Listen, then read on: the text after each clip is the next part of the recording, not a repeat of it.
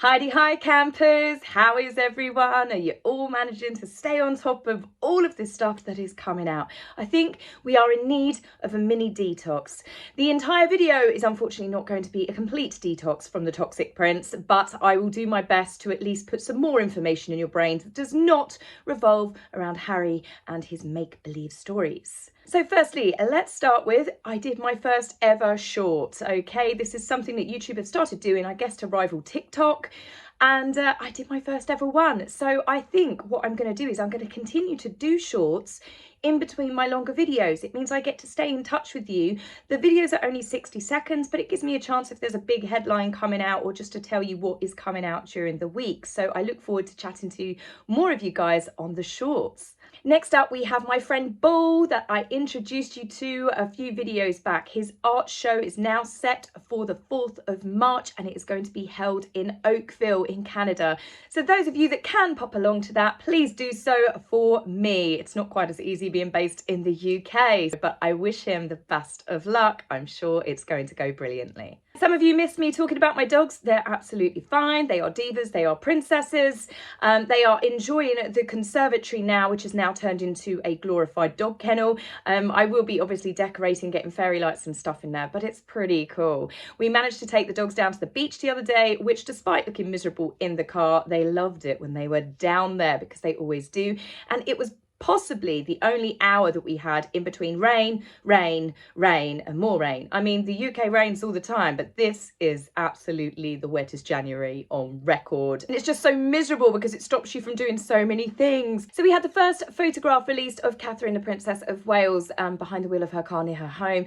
She does look tired. She looks stressed. It could just be that it's just they caught her off guard. She hadn't had her coffee and she was just dropping the kids off on the normal school run. But I'd imagine it's got something to do with the heartache and the unnecessary spotlight that she, her husband and even their children, including their deceased dog Lupo, has been dragged under because of Harry's memoirs. And as I said in the short that I did yesterday, Harry has even put out a disclaimer saying that most of it's fable. Yes, we kind of gathered that, Harry. I mean, talk about a way to get away with saying what you want and saying, well, it's just my memory, how I remember it. I mean, what a load of bollocks. So because of this, we think this is why, I say we, collectively, people on social media believe that we didn't get an official portrait from the Princess of Wales on her birthday. The bells tolled for her in London and we did not get a picture. It may be because the royal family didn't feel it was appropriate, obviously with everything that is happening due to the fallout of Harry's book. But don't worry, we know it's make-believe.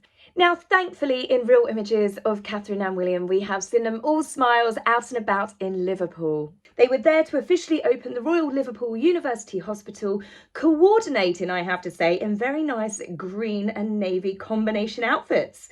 The couple was seen happily chatting to nurses and patients who had all gathered to get a sneaky peek of the prince and princess. I have to admit, I think if I was in the hospital, I'd have been like, right, you need to make my drip mobile now. Where's the wheelchair? I am going to see them. Now, naturally, we had a reporter that decided to try and throw a curveball at the couple and said, have you read Harry's book, William? As if Catherine and William are going to say, yeah, actually, yes, no, we're enjoying the book. It's a thoroughly good read, isn't it? I mean, what a stupid question to come out with. But on something that was picked up was Catherine was reported to have said to some that talking therapies do not work for everybody. The media have tried to jump on this and saying she's clearly talking about Harry. I mean, please give Catherine some credit. She's far too classy to kick that petty little hornet's nest. But if she was talking about Harry, she wouldn't be wrong. It's quite clear to a lot of us that the therapy that Harry has had for a number of years is not working very well. Now, King Charles has also been out and about and he was welcomed in Aboyne and Mid Deeside. I sounded like a quiz show host. And Deeside, here we go. Looking rather jolly and cheerful, Charles was seen chatting to locals when he met them at their community shed. He also met with a particular group that works outside of the shed, the workshop group. It's not actually a shed, it's a community shed. The shed teaches people lots of new skills and obviously gives people in the local community a chance to be sociable, to make new friends, to generally have a chat and a cup of tea. And it just looks like a really sort of friendly place that it just gives something for the local community where people can go and do various projects together. The shed is also used as a base for a number of small charities that help people in the local area with food, with transport, and just generally people in need. I can't tell you how nice it is to actually see Catherine and William and Charles out and about laughing. I cannot imagine the heartache, the inner turmoil that they are possibly all going through. And I hope that they do realise that for every single nasty rumour or complaint or gripe that Harry has come out with, the support for the monarchy is increasing by the day. And people are definitely on the side of King Charles and Prince William and the Princess of Wales and Princess Charlotte more than what they are on Harry's, who I reported in the last video, his popularity is at an all-time low. Now that's your mini detox out of the way, I'm afraid, folks. Let's get on to some of the stories that have come out, which I find, again, just jaw-dropping. Certain members of the royal family, the extended family I'm presuming as well, have said they do not want Prince Harry at the coronation. The public don't either, really. And you know, at the end of the day, this is a huge public affair. We don't want him here. He is a complete traitor. I mean, obviously I can't speak for everyone, but I would say, given the polls that I am looking at, given the general reaction, from my beautician talking about it to my builder. Yes, my builder who is coming in next week. I got caught on the phone with him and he's going, I can't believe it. And he went on a rant about Harry. Apparently everyone is so angry with him and disgusted with him. And obviously this book has made everything so much worse. So it just goes to show that the general consensus, I would say, despite the woke media trying to report otherwise, is Harry is indeed not welcomed. Plus, how can anyone have a conversation? You'd be worried that you're going to end up in the next version of Harry's book or, you know, stories. The fact that the publishers are trying to peddle this as the fastest selling non-fiction book, and it's like, but it is fiction. The fact that Harry is willing to share intimate details about his family plus himself, and I say tiny minute details, because he mentions his penis 8 times in the book. He mentions his todger a further 6 times. I mean, how much penis talk do we need for one biography? But what is more alarming in this book, yes, more alarming than Harry talking about his todger and his mother in the same breath, Harry has actually spoken about how he near enough killed his own father. Now, to give you a little bit of context here, because I got told off for this on Twitter, saying, oh, you can't just post a paragraph without explaining it, because it could be he was playing a computer game or dreaming. No, he was not. For context, Harry was living in Knights Hill. Charles was reportedly just out and about driving outside of Sandringham and saw a Typhoon aircraft. And he just knew it must be Harry, so drove to where Harry was there on a quad bike to have a chat with his son. Harry was in the middle of giving instructions to the Typhoon that was performing, obviously, military training exercises in the build-up for their tour to Afghanistan. To cut a long story short, Charles chatted with Harry for a bit and praised how good he was at doing his new job, flying Typhoons over marshy flats at ungodly speed, says Harry, near the Sandringham residence. Okay, we'll take this one with a pinch of salt at the minute, but this is where it turns really dark, when Charles leaves. I loved seeing Pa, loved feeling his pride, and I felt buoyed by his praise, but I had to get back to work. I was mid-control, couldn't tell the Typhoon, please hold on a moment. Yes, yes, darling boy, back to work. He drove off. As he went down the track, I told the Typhoon, new target, grey Audi, heading southeast from my position down track, towards a big silver barn oriented east-west. The Typhoon tracked Pa, did a low pass straight over him, almost shattering the windows of his Audi, but ultimately spared him on my orders. It went on to blow up a silver barn to smithereens. Wow, Harry has just started off that bit in the book talking about, oh, I love my dad singing my praises, telling me how much he loves me and he adores me and how proud he is of me. It fills me with so much pride. It makes me really high on the love that he's given me there. So then I play with military weapons, get them to endanger the future king's life and threaten in my head I was going to blow him up, but spared him at the last moment. Well, there's another reason for Harry not to be invited to the coronation. You expect me to believe that Harry, who failed his art exam. Yes, he did, because he got his teacher, his A-levels, a qualification in the UK, which allows you to go to university, or in this case, you know, further education, Sandhurst military training. Harry got his art teacher to cheat for him on his A-levels, and I think his other A-level he got a D. This is pretty shocking for one of the elitist top schools in the entire United Kingdom, Eton. Harry's results were so bad that he could not get into Sandhurst. He only got into Sandhurst because of who his family was. Yes, Harry got into officer training because of privilege. Now tie that in with the fact that Harry had to leave the army because he could not pass exams, he could not further his education to up the rank from captain. So that is reportedly why Harry left the army. He is not academically gifted, but you are telling me that Harry was allowed to have full control of a Typhoon aircraft as it was shuttling around people's houses, blowing up barns at random to target his father, the future king of the United Kingdom and Commonwealth realms. So let's just say that I'm going to not take that with a pinch of salt any longer and place that firmly on top of the ever increasing bollocks pile.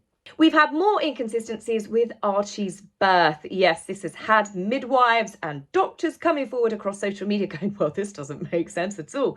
When Meghan, who was 10 days overdue, Harry admits, right, 10 days overdue, they went into hospital just to check that everything was okay. They then decided that they were going to induce her labour. This is when Meghan was bouncing up and down on a big purple ball, decided to play soulful hymns and get in a bath. Meghan then needed an epidural. So Meghan has had an epidural, which didn't work, so then she had a second epidural. Harry is obviously helping to deliver his son here because he goes on to say that as Archie was being born, as the baby's head came out, they could see the umbilical cord was wrapped around Archie's neck. Harry didn't tell Meghan of this news, nor did he tell her that they might need to do an emergency C-section. He instead told Meghan, my love, push, push, give it all you've got. So Meghan, obviously, she's a high-risk pregnancy anyway. She's a geriatric pregnancy. The baby is now being born with the cord wrapped around its neck, and Harry is the one telling her to push. That you do not push with the cord wrapped around the baby's neck, nor is the father there telling and instructing the first-time mother, who is now entering a very dangerous complication for her and the baby, to push. That is when the medical teams would have definitely taken over, and the chances are Harry wouldn't have been allowed to faff around and stick his head down there. Harry then goes on to say that despite Meghan obviously having this huge complication and, you know, Archie being choked initially in the middle of his birth, and the fact that she had 2 epidurals, and he'd managed to consume an entire canister of gas and air, they were home within 2 hours. I will put this one back onto the what pile? Yes. I'm not saying she didn't give birth. I'm not saying that. I do not go into those conspiracy theories because I don't know. I have suspicions, but they are making the situation worse because so many inconsistencies. I don't really care how their children are born into the world. At the end of the day, they have Archie, they have Lily. It doesn't matter if a carrier pigeon, the stork himself, came down from heaven and gave them the babies. There are 2 children that are in this world. But to continuously come out with these really far-fetched stories that even medical professionals are going, no, that definitely wouldn't have happened. He is creating more of a storyline around those births, which is drawing more attention to the fact and the conspiracy theories. I say conspiracy theories, or just theories, that Meghan was not the one, in fact, giving birth. Another story that Harry has caused more hoo-ha about is the bridesmaid stories. I know people are getting over this, who made who cry. At the end of the day, the bridesmaid dresses on Meghan's wedding day were shocking. Givenchy, the designer, apparently just created the dresses off of some random measurements because they were in such a state that the royal tailor has spoken out. This is who Meghan reportedly texts Catherine to take Charlotte to go see because all the mothers had to mere days before the wedding. Now, he played devil's advocate very well and explained that he and his team worked night and day to get those dresses tailored to fit the bridesmaids. Now, the fact that they had to do that with mere days to go and the dresses were shocking. They look cheap, they look crumpled. Look at Princess Charlotte's hemline. It's completely uneven. Hers is by far the worst, which I do happen to think is deliberate. Whether it was to upset Charlotte or Catherine, 2 birds, 1 stone, but I do feel that that was definitely done on purpose. But even her hemming is not complete. Look at it, it's fraying underneath. No wonder Princess Charlotte, who Harry has now told the world, cried when she tried on this awful monstrosity of a dress. If they spent hours making it look like that, one can only presume how bad it must have been initially. And no wonder Catherine was upset. She wanted her looking prim and proper. Princess Eugenie's wedding, the bridesmaids looked beautiful. The dresses were absolutely gorgeous. They were pretty. They were tailored to perfection. Meghan spent all of this money, far, far more money than Princess Eugenie had, and the bridesmaid dresses were absolutely shocking. But then saying that, Meghan's wedding dress didn't exactly fit her to a tailored degree that you would expect from Givenchy. Or, to be fair, any sort of off-the-rack wedding dress, which I have seen fit brides far better. In more revelations, Harry has again, as I said, he's thrown his wife under a bus of multiple things here, but he throws them both under a bus when it comes to staff bullying. Harry discusses how he used to slap his bodyguards around. No, I kid you not, you can pause the video and read this segment for yourself. He talks about how when he was younger, he knew that he loved his bodyguards, but he would slap them. One of them actually said, oh, he's being a handful tonight, like he was talking about a toddler, when in fact they are talking about a grown man. And he went, oh, you want to see a handful? Here you go, here's a handful. And slapped him again. What a vile little shit. And I just think you just make yourself out far worse than what people thought you were. And again, it shows what stuff has been covered up by the palace, who he is now attacking. He should be grateful to the media teams and all of the staff around him that looked after him and protected his image for so many years. Now, Harry goes on to discuss the staff, obviously the bullying allegations that have come out. He mentions it several times in the book, but this one particular paragraph, it's unbelievable that Harry thinks that people are going to feel empathy for him here, you know, and it does confirm the fact that they were very unpleasant to their staff. There was a constant stream of errors that needed clearing up, and we didn't have nearly enough people or resources. Okay, first, just a break here. The fact is, they had teams of staff. All they have to do is get out of bed in the morning. Their clothes are washed, their clothes are ironed, their breakfast can be made for them, it no doubt is. You know, they have got secretaries, they've got personal assistants, they've got administration staff, they've got media teams, they've got absolutely any member of staff that you can possibly think of running their house, their home, their lives. They even asked for a dog walker, you know. I'm not saying anything about that, I have a dog walker myself, but the fact is that Harry and Meghan literally didn't have to do anything. Harry goes on to say, nerves were shattering, people were sniping. In such a climate, there was no such thing as constructive criticism. All feedback was seen as an affront, an insult. More than once, a staff member slumped across their desk and wept. For all of this, every bit of it, Willie blamed one person, Meg. The staff are there to make their lives easier, right? Their staff are there to do everything for them. As I said, how many more members of staff did they feel that they needed? But to say they needed continuous feedback and criticism, they were slumped over the desk. He says it with such contempt. The way he's saying, yes, and William blamed Meg for it. Well, Harry, were your staff so inept before? Did your staff need constant criticism before Meghan came on the scene? Did the staff need telling off and reprimanding on a regular basis before Meghan became your girlfriend and then your wife?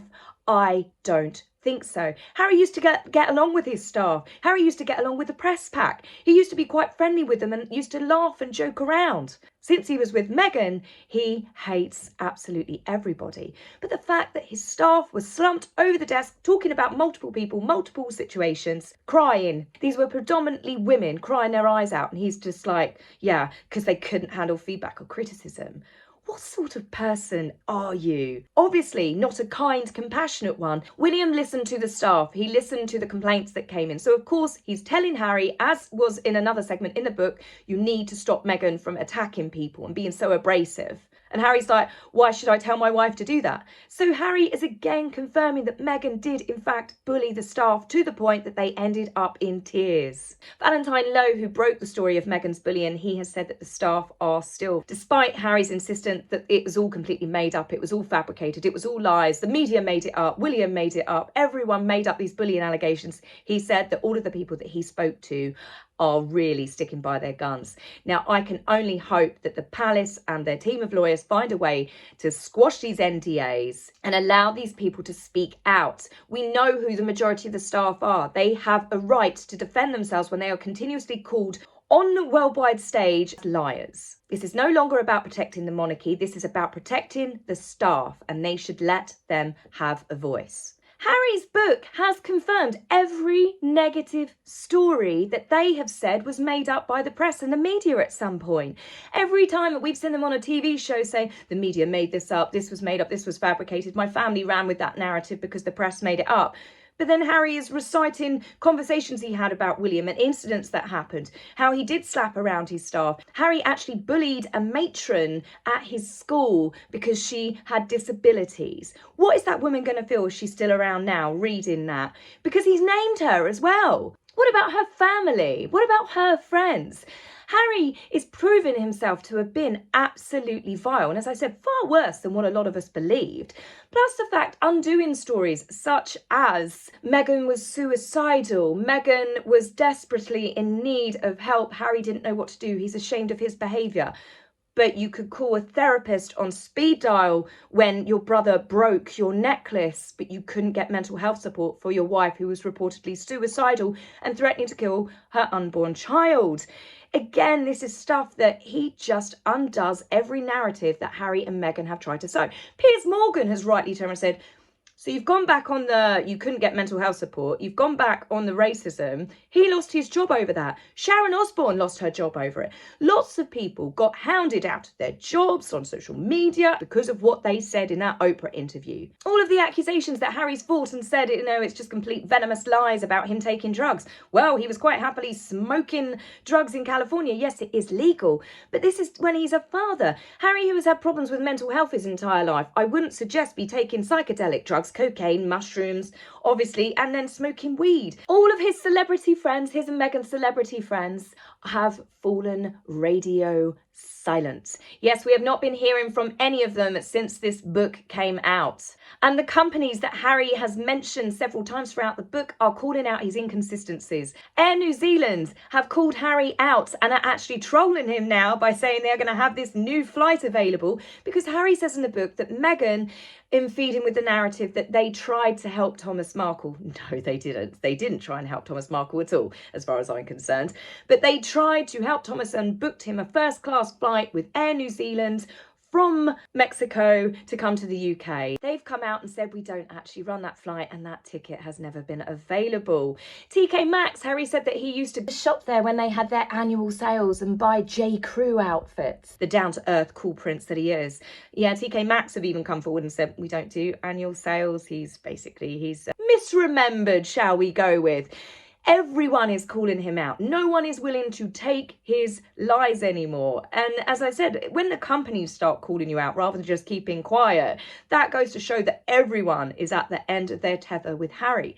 Now, it's not gone unnoticed that Meghan, she herself is radio silent. She's disappeared. So much like when Megxit was declared and Harry had to go to Sandringham and face his family and the wrath and all of the outpouring from the media, she's left him on his own to handle it by himself. She has pushed Harry out on that stage, given him a grenade, pulled the pin and gone, toodaloo, see you later. Now, given the fact that Harry has managed to throw Meghan under the bus, he has literally undone many of their narratives that they've tried to sell in pushing their victim narrative, I think that Harry might be finding himself on that stage as more of a regular occurrence. Because any loving wife, when push comes to shove, would be there holding her husband's hand. Bear in mind, this is the greatest love story ever told, and Harry's done a really big segment, a cheesy, soppy segment, telling the world how grateful he is to have the love of his life that has helped him every single step of the way. Yes, Meghan has indeed helped Harry. She's helped shove him out onto that stage by himself. She has watched him self-destruct and burn every bridge that he had in his life. And she's not there to support him. She is behind the scenes and she is hiding along with Harry's other friends. The only celebrity friends he's now got speaking out are ones that are taking the piss out of him. So it would seem that the world and in fact his own wife are in need of a detox from the toxic prince, formerly known as Harry. So guys, that's it for me on this video. It is the weekend. The weekend is upon us. I hope you all, I don't know what that was. But I hope you all have a wonderful weekend, whatever it is that you are up to. And I will be back next week with, of course, more royal news. Take care for now. Bye. If you would like to buy me a coffee, please go to my About page and click the link. Love, Taz.